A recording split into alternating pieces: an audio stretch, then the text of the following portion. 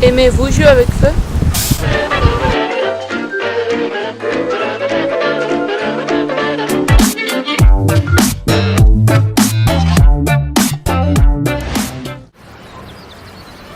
Quand on augmente la température d'une matière, ces électrons obtiennent de l'énergie et sont vivement excités. Cependant, l'état excité est inestable. Et juste après, les électrons émettent l'énergie gagnée et retournent au niveau fondamental. L'énergie obtenue lors de l'excitation est calorifique, mais l'énergie émise dans la désexcitation est lumineuse. Le spectre de lumière est différent et caractéristique de chaque élément. C'est justement pour ça qu'on peut affirmer que la couleur du feu est due essentiellement à la structure de la matière qu'on brûle.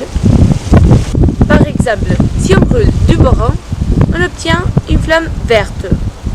Si on brûle du lithium, on obtient une flamme rouge. Alors, les humains ont profité de cet occurrence pour obtenir des formes récréatives de feux colorés. Aujourd'hui, on va aller au laboratoire avec la chimiste Rosa Thomas et on va essayer de déterminer les meilleurs supports pour apporter les éléments au feu. On y va? Alors, la problématique qu'on a trouvée est que ça poudrait directement une forme de gaspiller les sels. L'objectif de cette pratique est trouver les meilleurs supports pour apporter les sels métalliques au feu. Expérience numéro 1. Bâton en bois. Tout d'abord, on pèse 3 grammes des 5 chlorures choisis avec des spatules différentes. On les aussi en verre de contrôle sans sel. Ensuite, on ajoute de l'eau. On agite vivement, on met 2 bâtons et on laisse tremper pendant 2 jours. Finalement, il reste que tester.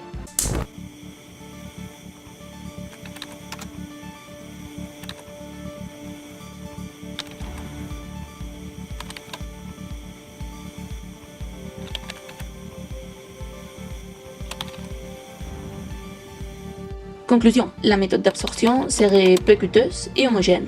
Cependant, il faudrait beaucoup de temps pour imprégner les bouches et même les laisser évaporer. Mis à part, le fait que vous souhaitez éteindre le feu loin du lieu d'expérimentation impliquerait une difficulté ajoutée au moment du transport.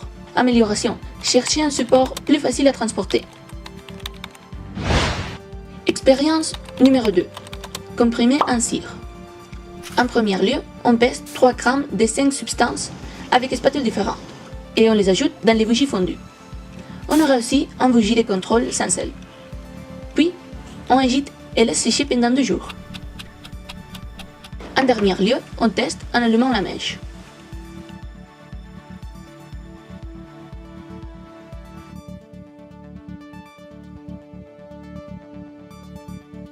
Conclusion. Nous n'avons pas réussi à l'obtention de feux de couleur. Amélioration. Cherchez un dissolvant inorganique pour bien dissoudre les sels. Étudiez la possibilité de réduire les temps de procédure. Expérience numéro 3. Pulvérisateur. D'abord, on pèse 3 grammes des 5 sels choisis avec des spatules différentes. On laisse aussi un verre de contrôle sans sel. A continuation, on agite et on remplit les pulvérisateurs. Pour terminer, on teste au camping-gaz.